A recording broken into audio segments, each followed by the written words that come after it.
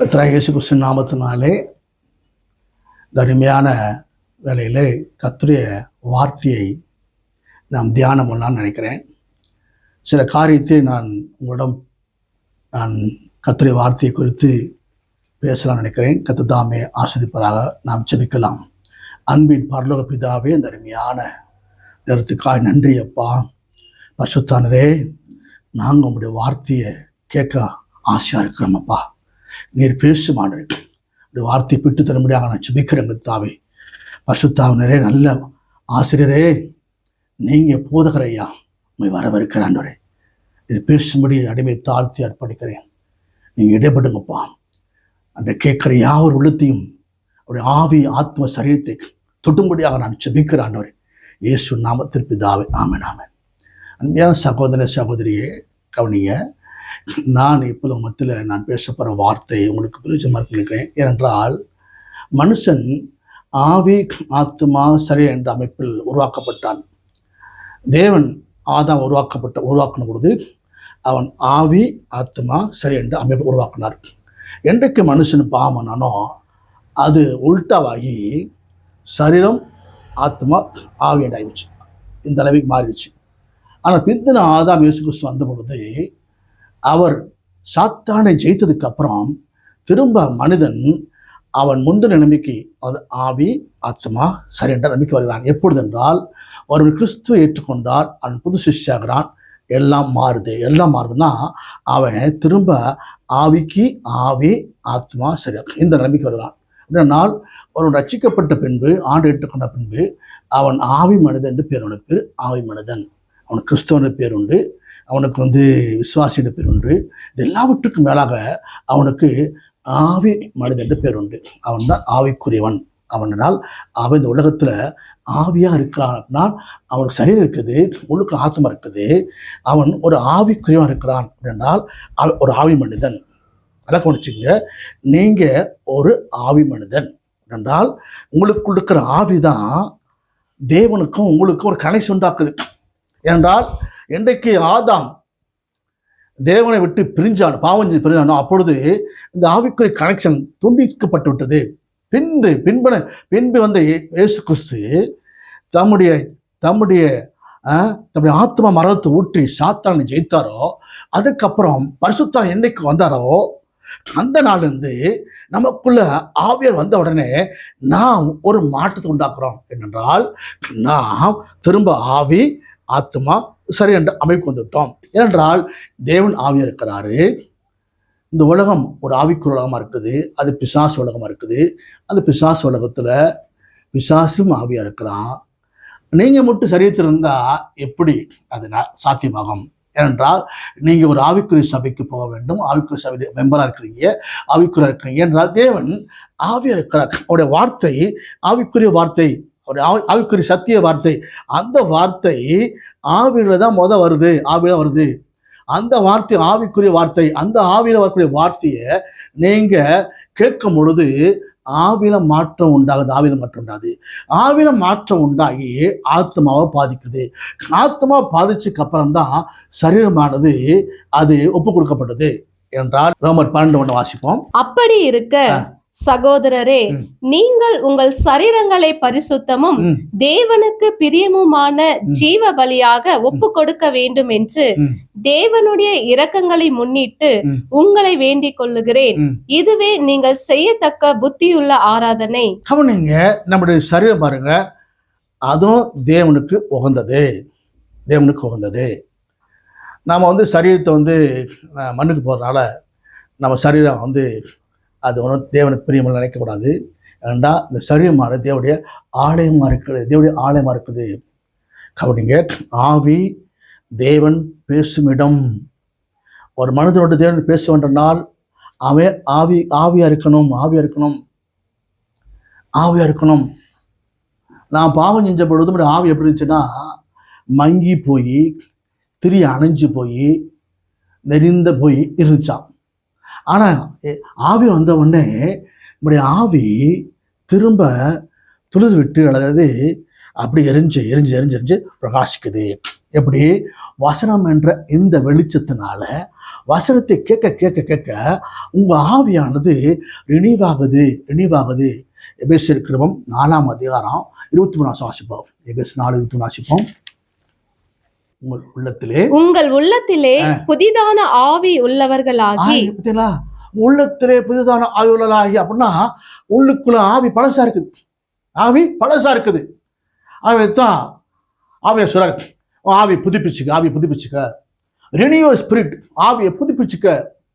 ஏனென்றால் தேவன் பேச விரும்புகிறார். எங்க பேசுறாரு? உன் ஆவியை பேச விரும்புகிறார். நீங்க நிறைய பேர் தங்களுடைய பிரச்சனைனால, மனக்குழப்பத்தினால ஆவி செத்து போயிருக்குது.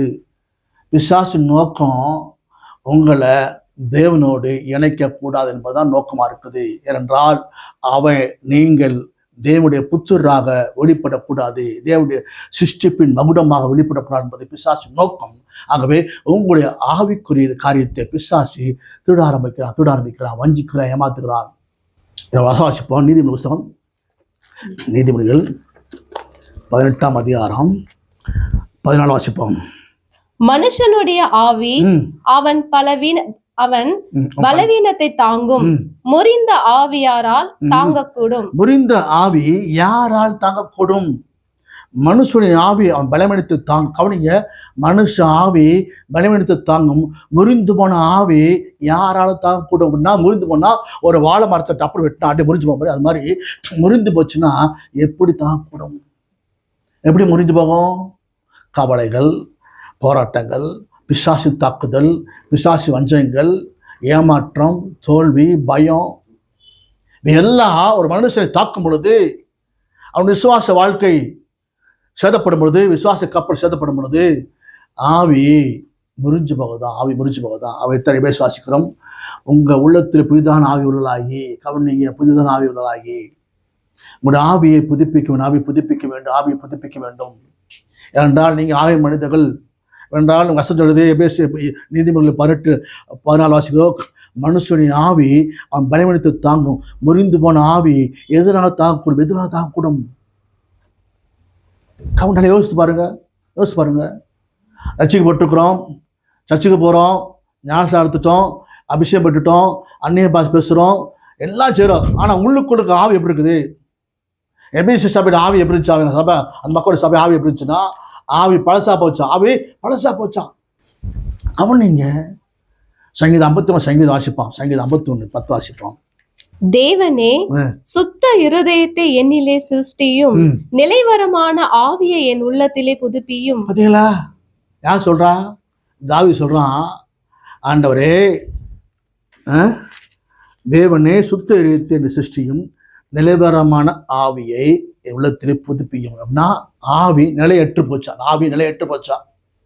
யோசிச்சு பாருங்க, எப்படி நிலையற்று போச்சு? இந்த 50 சங்கீதத்தை முன்ன வாசிக்கும் போது, அந்த மேல் பகுதி வாசிக்கும் போது, தாவீது பச்சை பாடத்தில் பாவமனை பற்றி போட்டுக்குது. அவன் பாவமனுக்கு அப்புறம் அவன் ஆவி முறிஞ்சு போச்சான், ஆவி நினைச்சான் நிலையற்று போச்சான். அப்போ அவன் ஜாம் பண்ணுற சங்கீதம், ஆண்டவரே நிலவரமான ஆவி தர, ஏன் நான் பாவம் பண்ணால ஆவி நிலையற்று போச்சு. கவனிங்க, ஒரு பழைய ஏற்பாட்டில் தாவீது கவனித்தான் ஆவி நிலையற்று போனதை கண்டுபிடிச்சா பாருங்க. ஆவி நிலையற்று போச்சு. ஆனா இன்னைக்கு நீங்க உங்க ஆவி எப்படி கண்டுபிடிச்சீங்க? எத்தனை வருஷம் சர்ச்சுக்கு போறீங்க? 20 வருஷம் சர்ச்சுக்கு போறீங்க, 30 சர்ச்சுக்கு போறீங்க. ஆனா ஒரு போராட்டம், ஒரு பாடுகள், பிரச்சனைகள், பிசாசு தாக்குதல் வரும்பொழுது உங்க ஆவி எப்படி இருக்கிறது என்பதை நீ கண்டுபிடிக்க வேண்டும். ஏனென்றால் உங்க ஆவி முறிந்து போயிருக்கலாம், ஆவி பழசா போயிருக்கலாம். ஆனா இப்ப அதை கண்டுபிடிக்காம சர்ச்சுக்கு போனீங்கன்னா பிசாசுக்கு லாபம், ஒரு நஷ்டம்.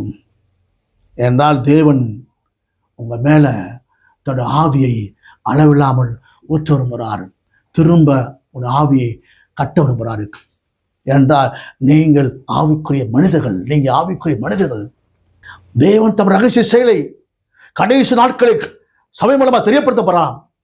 ரகசியங்களை கவனிங்க, கடைசி காலங்களில் தேவன் அந்த ரகசிய செயல்களை சபை மூலம் தெரியப்படுத்த. எப்படி தெரியப்படுத்தாரு? ஆவியில உங்க ஆவியில தேவ ரகசியமான செயல்களை வெளிப்படுத்த விரும்புகிறாரு. ஆனால் நீங்க உங்க ஆவியை ரெடி பண்ணணும், புதுப்பிக்கணும். நல்லா வாசிப்போம். நீதிமொழிகள் புஸ்தகம் 20ஆம் அதிகாரம் 20 வாசிப்போம். மனுஷனுடைய ஆவி கர்த்தர் தந்த தீபமா இருக்கிறது, அது உள்ளத்தில் உள்ளவைகளை எல்லாம் ஆராய்ந்து பார்க்கும். மனுஷனுடைய ஆவி கர்த்தர் தீபமா இருக்குது, அது உள்ளத்தில் உள்ளது எல்லாவற்றையும் ஆராய்ஞ்சு பார்க்கமா. நாம் ஜெபிப்பது, வேத வாசிப்பது, நம்முடைய ஐக்கியம், இது எல்லாமே எதை சார்ந்திருக்கணும்னா ஆவியை சார்ந்திருக்கணும். சர்ச்சுக்கு போறோம்னா ஆவிக்கு தான் போறோம். கவனிங்க, ஒரு நோட்டீஸ் அடிச்சு கொடுத்து எல்லாத்தையும் கூப்பிடுவாங்க. ஆவிக்குரிய எழுப்புதல் கூட்டம். எந்த ஆவிக்கு எழுப்புதல் கூட்டம்? நான் சபையில கேட்டேன், ஒரு அம்மா சொல்லிச்சு, மூத்த விசுவாசி அம்மா சொல்லிச்சு, எந்த ஆவிக்குன்னா பரிசுத்த ஆவிக்கு சொல்லிச்சு. பரிசுத்த ஆவிக்கு அம்மா கூட்டம்? எனக்கு ஒரே சிரிப்பா இருந்துச்சு. அம்மா பரிசுத்த ஆவிக்கு கூட்டம். இன்னொரு அம்மா இல்ல பாஸ்டர் பரிசுத்த ஆவிக்கு இல்ல பாஸ்டர். பின்ன யாருக்குமா? பிசாசுக்கு பாஸ்டர். ஓ பிசாசுக்காமா? பாஸ்டர் பிசாசுக்கு தான். பாருங்க, ஆவிக்கு எழுப்புதல் கூட்டம் சொல்லி போட்டு எல்லாம் ஆவி நிரம்பு பாஸ்டர், ஆவி நிரம்பு சொல்றாரு. இங்க எல்லாம் கச்ச எல்லாம் பண்ணிய பாஸ் பேச ஜாம் பண்றாங்க. ஆனா எங்க எதுக்கு ஜாம் பண்ணா, எப்படி ஜாம் பண்ணா, அதை குறித்து கொஞ்சம் கூட ஒரு தெளிவான ஒரு எண்ணம் இல்லை. ஏனென்றால் ஏசியா புஸ்தகம் 5ஆம் அதிகாரத்தில் போட்டிருக்குது, ஓசியா 5 போட்டிருக்குது. என்ன போட்டிருக்குன்னா, என் ஜனத்துக்கு அறிவில்லை, ஆகவே சங்காரமானார்கள். என் ஜனத்துக்கு அறிவில்லை, ஆக சிறைப்பட்டு போனார்கள். என்ன அறிவு? சத்தியத்தை குறித்த அறிவு இல்லை. நான் ஒரு ஆவி மனுஷன். ஓசியா புஸ்தகம் 4ஆம் அதிகாரம், ஓசியா 4:6 வாசிமா. என் ஜனங்கள் அறிவில்லாமையினால் சங்காரமாகிறார்கள். ஏசால வாசிக்கிறோம், ஏசா 5:13 வாசிக்கிறோம். என் ஜனத்துக்கு அறிவினால் சிறைப்பட்டு போனார்கள். ஃபர்ஸ்ட் பிசாசு சிறைப்படுகிறான். அடுத்து ஓசியா 4:6 வாசிக்கிறோம், அறிவிலால சங்காரமாகிறார்கள். என்ன அறிவிலானால? ஆவிக்குரிய அறிவு. என்ன அறிவு? சத்தியத்தை அறிவு. சத்தியம் உங்களை விடுதலாக்கும். பரிசுத்தர் வருவார், அவர் வந்து சகல சத்தியத்தை போதிப்பாராம். அவர் எங்க போதிக்கிறார் என்றுதான் முக்கியம். எங்க போதிக்கிறாரு? ஆவியில. நல்லா கவனிச்சுக்கோமா, ஆவியில. உங்க ஆவிக்கு தான் கூட்டம். பரிசுத்த ஆவிக்கு பிசாசுக்கு இல்லை, கொட்டாவிக்கும் இல்லை. உங்க ஆவிக்கு தான் கூட்டம். ஏனென்றால் கர்த்தருடைய வார்த்தை உங்க ஆவிக்கு வெளிப்பட வேண்டும். நீங்க கேட்கிற எல்லா வார்த்தையும் ஆவில கேட்க வேண்டும். எப்படி? விசுவாசத்தை கொண்டு ஆவில கேட்க வேண்டும். ஆவில கேட்கிற வார்த்தை, ஆவில டெபாசிட் பண்ற எல்லா வார்த்தையும் அது உள்ள உருமாற்றம் செய்து அது ஆத்மாவை மாற்றுது. ஆத்மாவை மாற்றும் பொழுது சரீரமானது மாறுது. எல்லாம் அலைமெட்டுக்குள்ள ஆவி ஆத்மா சரீரம் அலைமெட்டு வருது. கவனிங்க, உள்ள ஆத்மா, சென்ட்ரல் ஆத்மாங்கிற ஆவி சரீரம். ஆவிக்கும் மாம்சத்து போராட்டம் உண்டா? மாம்சம் ஜெயிக்கும் பொழுது ஆத்மா மாம்ச பக்கம் போகுது. பாவஞ்ச ஆத்மா சாகுது. இப்ப ஆவி மாம்சத்தை மேற்கொண்டா இந்த ஆத்மா ஆவி பக்கம் சேருது. கவனிங்க எப்படி இருக்குது இந்த மாதிரி. கவனிங்க, ஆவி ஆத்மா சரீரம். இப்ப ஆவிக்கு மாம்சத்துக்கு போராட்டம். இந்த பாவஞ்சர் ஆத்மா பாவம் செய்யும்போது இவங்களை செய்யற இந்த மாம்சத்தினால பாவம் செய்ய ஆத்மா சாகுது. இப்ப ஆவி உயிர்ப்பிக்கப்பட்ட பின்பு இந்த ஆத்மா இந்த மாம்சத்தை விட்டு விலகி ஆவியோட சேருது. இப்ப இந்த வார்த்தை கேட்கிற நீங்க ஆவிக்குறை என்று எண்ணிதான் பவுல் சொல்றாரு. நீங்கள் ஆவிக்குறை என்று எண்ணி நான் கூட பேசிக்கொண்டிருக்கிறார். பவுல் சொல்றார், கிறிஸ்துக்குள் குழந்தைகள் அல்ல, நீ ஆவிக்குறை என்று பேசுறேன். அவர்கிட்ட பார்த்து சொல்றாரு, நீங்க எதை செய்தாலும் ஆவில செய்யுங்கள், ஆவில ஆராதிங்கள், ஆவில ஜெபம் பண்ணுங்கள், விழித்திருந்து ஆவில ஜெபிக்க வேண்டும். ஆவில ஜெபிக்கிறதா ஆவிக்கு மண்டலத்துக்குள்ள மாற்றத்தை உண்டாக்கும். ஆவில செய்ய எதுவுமே மாற்றத்தை உண்டாக்காது. மாற்றத்தை உண்டாக்காது. ஏனென்றால் இந்த உலகம் பொல்லாத உலகம் பிசாசினால் நிறைஞ்சிருக்கிறது. அசுத்தாவினாலும் மந்திராவினால் பிலிசாவி நிறைந்திருக்கிறது. இந்த பொல்லாத பொறாமை வன்கண் நிரம்பியிருக்கிற இந்த ஆவி உலகத்துக்குள்ள நீங்க உங்க ஆவியில நீங்க ஜெபிக்க வேண்டும், ஆவியில ஆராதிக்க வேண்டும், ஆவியில பாட வேண்டும், நீங்க ஆவியில செய்ய வேண்டும். எதை செய்தாலும் ஆவியில செய்ய வேண்டும். ஏன்னா நீங்க ஆவிக்குரியவர்கள். உங்க ஆவியை முறிந்து போயிருந்தா, ஆவி நிலையற்று போயிருந்தா, பாவம் செய்து நிலையற்று போயிருந்தா, இன்றைக்கு நீங்க மனம் திரும்புங்க, திரும்ப வந்துருங்க, ஆண்டவர்கிட்ட வந்துருங்க. கவலை போராட்டத்தில் முறிஞ்சு போச்சுன்னா அவங்க ஆவி திரும்ப எல்லாவற்றை விட்டு உதறி தறிவிட்டு, எபிரேயர் 12:1 வாசிக்கிறோம், பாரமான யாவற்றையும் நம்ம சுற்றி இருக்கிற பாவத்தையும் உதறி தள்ளிவிட்டு விட்டு விசுவாச தோற்றம் முடிக்கமா இருக்கிற அவர் மேல் கண்ணை வச்சு லெக்கு நோக்கி ஓடுங்கன்னு வேலை சொல்லுது. ஆகவே உதற வேண்டிய வேலை உங்க வேலை, உதற வேண்டிய வேலை உங்க வேலை. அந்த வேலை செய்ய நீ செய்ய. பாவத்தையும் நெருங்கி இருக்க பாரத்தையும் உதறி உதறி உதறி உதறி உதறி உதறி எல்லாவற்றையும் உதறி தள்ளிவிட்டு அவர் மேல கண்ணை வச்சு, விசுவாச கண்ணை வச்சு நீ ஆரம்பிங்க. அப்பொழுது உங்க ஆவி தேவன் பக்கம் சேரும், தேவன் பக்கம் சேரும். ஏனென்றால் பரிசுத்தாவி ஆவியா இருக்கிறாரு, தேவன் ஆவியா இருக்கிறாரு, விசுவாச ஆவியாக இருக்கிறான். அவன் கிரியை ஆவிக்குள்ள வருது. உங்க ஆவியை டம்மியாக்கி அவன் கிரியை ஆவி மண்டலத்துக்குள்ள செயல்படுது. அப்பொழுது விசிப்புலாக சரீரத்துல மாற்றம் உண்டாகுது, சரீரத்தில் மாற்றம் உண்டாகுது. விசுவாசி கிரியை எப்படி வெளிப்படுது? எப்படி வெளிப்படுது?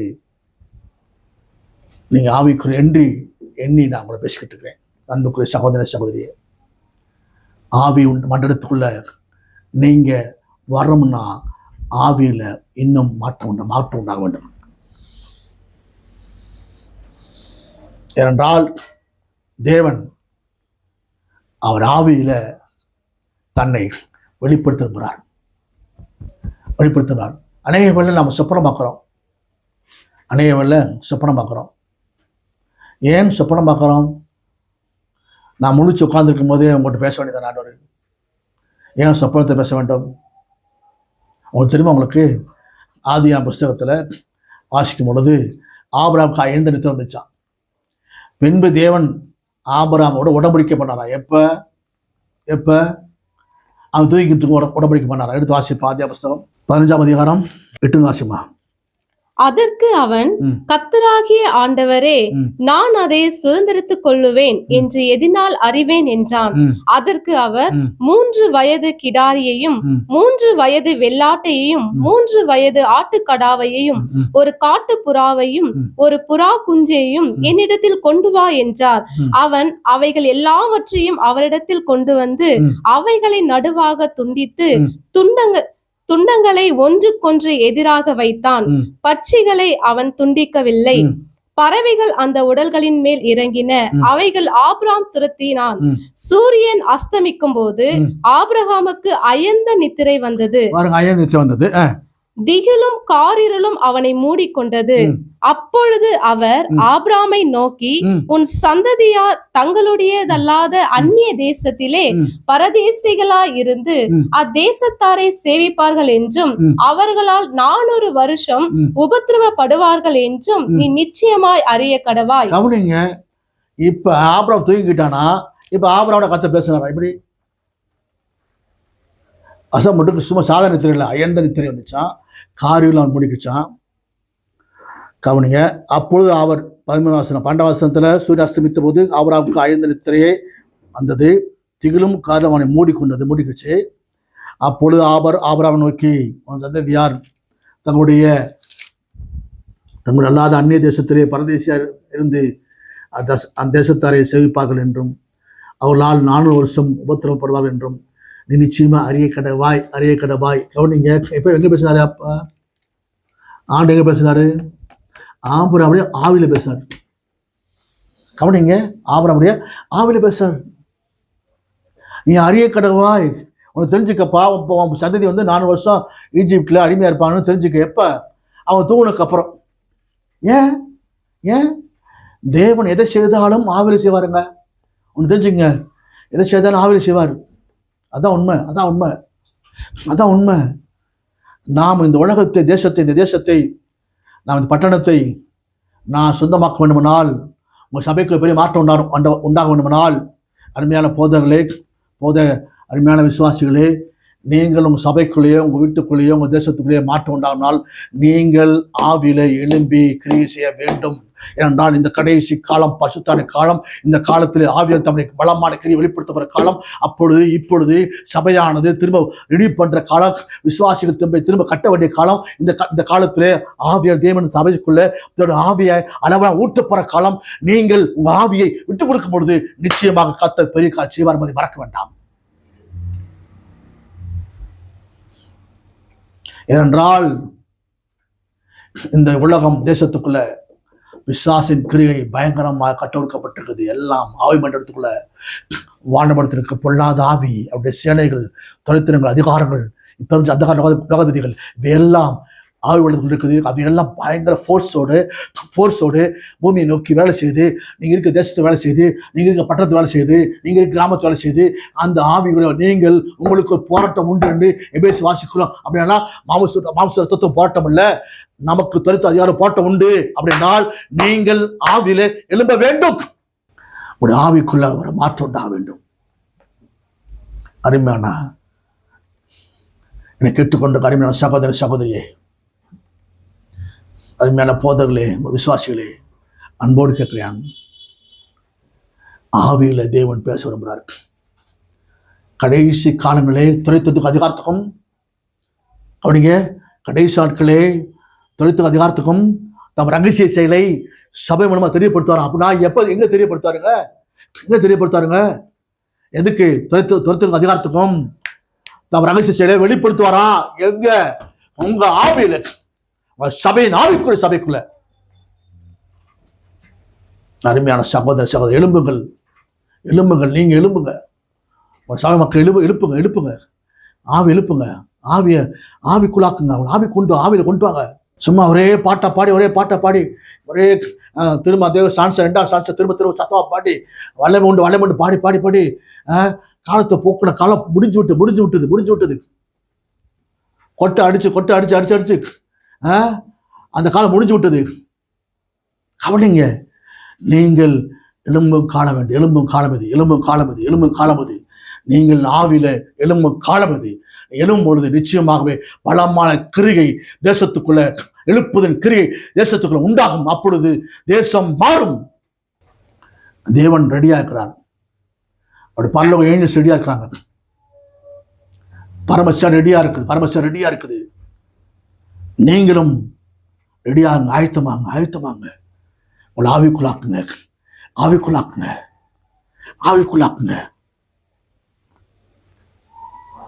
என் வாழ்க்கையில் ஆவியார் என்னோட பேச ஆரம்பிச்ச நாட்களில் என் ஆவியில மிகப்பெரிய மாற்றம் உண்டானது. எனக்கு அறிவு கிட்டாத புரிந்து கொள்ள முடியாத காரியத்தை ஆவியில் நடக்க ஆரம்பிச்சது. வரும் நாட்கள் அதை குறித்து நான் சொல்லுவேன். ஆவிக்குள்ள எவ்வளவு மாற்றம் நடந்தது, ஆவியில் என்ன நடந்தது. கவனிங்க, ஏதோ ஆவி நினைச்ச சும்மா ஏதோ ஒரு பாட்டு பாட அந்நிய பாஷை பேசி அந்நிய பாஷை பேசிக்கிட்டு இருக்கிறது மட்டும் தான் நீங்க நினைக்கிறீங்க, ஆவி நினைக்கிறீங்க. இல்லைங்க, அப்படி இல்லவே இல்லை. ஞாயிற்றுக்கிழமை போனோடனே அந்நிய பாஷை பேசி கைத்தட்டி வந்தா, அப்படியே உணர்ச்சி போற கைத்தட்டி வந்தா அது ஆவி நடைபெற்று சொல்லி உங்களை ஏமாத்திட்டு இருக்காதீங்க. அது மட்டுமல்ல, அது இருக்குது இல்லைன்னு சொல்ல, அது மட்டுமல்ல. இன்னைக்கு அநேக கிறிஸ்தவங்க, அநேக சபைகள் அந்த விசுவாசிகளை உங்களோட வாழ்க்கையில அந்த 1 hour வர்ஷிப் நேரம் ரமா சந்தரமான்னு அந்நியப்ப சிரம்பி வந்துடுறீங்க. அதோடு சரி உங்களுக்கும் திரும்ப அடுத்த வாரம் தான் மிஞ்சி போன சில பேர் வீட்டில் உட்காந்து அந்நியப்பா பேசுறீங்க. அவ்வளவுதான், முடிச்சு. ஆனா அது இல்லைங்க, அது மட்டும் இல்லைங்க.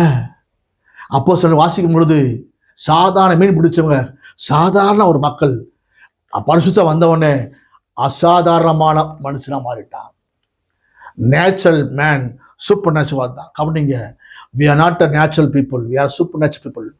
we can move on the supernatural move. கவனிங்க, இயற்கைக்கு அப்பாற்பட்டத்துல நான் மூவ் பண்ணோம்னா ஆவியில தான் செய்ய முடியும். எனக்கு தெரிஞ்ச அநேக பரிசுத்தவான்கள், அநேக ஊழியக்காரர்கள், அவங்கெல்லாம் ஆவியில் செஞ்ச கிரியை நான் கண்ணார பார்த்துருக்கேன். அது ஒரு நாட்கள் சொல்லுவேன், கவனிங்க. அதெல்லாம் ஏனென்றால் ஆவியை, நம்முடைய ஆவியை பரிசுத்தாவிய சோக் பண்ண வேண்டும். கவனிங்க, உங்கள் ஆவி பரிசுத்தாவியும் ஒன்றாக மெர்ஜாக வேண்டும், ஒன்றாக வேண்டும். நம்ம அல்ல, நான் தனியாக இல்லை. உங்கள் ஆவி பரிசுத்தாவியோட சேர வேண்டும். அப்பொழுதுதான் தேவனுடைய மகத்துவமான கிரியை, அறிவிக்கட்டாத கிரியை ஒரு ஆவிக்குள்ள நடக்கும். தேவன் வரப்புற நாட்கள், மகிமையுள்ள காலங்கள் வெளிப்படுத்தும் நாட்கள் வந்துவிட்டது. சபையை தேவன் திரும்ப கட்டப்படுறார். சபையை ஆதி நிலைக்கு கொண்டு வரப்போறாரு. அப்பொழுது எல்லா சபைகளும் ஆவிக்குள்ளாக மாறும் என்பதை நீங்கள் மறக்க வேண்டாம். இப்பொழுது நீங்க உங்க ஆவியை நினைவு பண்ணுங்க, ஆவிக்கு முக்கியத்துவம் கொடுங்க. ஆவியை அப்படியே விட்டுறாதீங்க. ஞாயிற்றுக்கிழமை மட்டும் அல்ல, எப்போதும் இடைவிடாமல் ஜெபம் பண்ணுங்கள். எப்படி ஜெபம் பண்றது? இடைவிடாமல் ஆவி தனித்து ஜெபிக்குங்க. ஆவி தனித்து ஜெபிக்குங்க. கவனிங்க, ஆவிக்கு கண் இருக்குது, ஆவிக்கு வாய் இருக்குது, ஆவி நடக்கும், ஆவி யோசிக்கும், ஆவிக்கு தனித்து செயல்படக்கூடிய தன்மை உண்டு என்றால் வாசி பாருங்க. நீதிமொழி புஸ்தகம் 20 அதிகாரம் 27. மனுஷனுடைய ஆவி கர்த்தர் தந்த தீபமா இருக்கிறது, அது உள்ளத்தில் உள்ளவைகள் எல்லாம் ஆராய்ந்து பார்க்கும். ஆவி ஆராய்ச்சி பண்ணுவாங்க. ஆவிக்கு அது ஆராய்ச்சி பண்ணுமா, சர்ச் பண்ணுமா, அப்படியே பார்க்குமா. ஆவி என்ன ஆவிக்கு அது ஆவி என்ன செய்யுமா, அப்படியே அது பார்க்குமா. அப்படியே தெரியுமா உங்களுக்கு? பிசாசு மட்டும்தான் பேசுமா, பிசாசு மட்டும்தான் நடக்குமா, பிசாசு மட்டும்தான் கிரி செய்யுமா? பரிசுத்தான் கிரிசார்ல, பிசாசு கிரிசதுல உங்க ஆவி டம்மியான ஆவி நினைச்சிட்டீங்களா? பிசாசு ஆவி காட்டிலும் உங்க ஆவி பயங்கர பலமுள்ள ஆவி. தெரியுமா உங்களுக்கு? எல்லாம் யோசித்து பாருங்க. பிசாசு ஆவி காட்டிலும் உங்க ஆவி பலமுள்ள ஆவி. உங்க ஆவி ஆராய்ச்சி பண்ணும், உங்க ஆவி பலப்படுத்தி தாங்கும், உங்க ஆவி கிரீசர் ஆவி.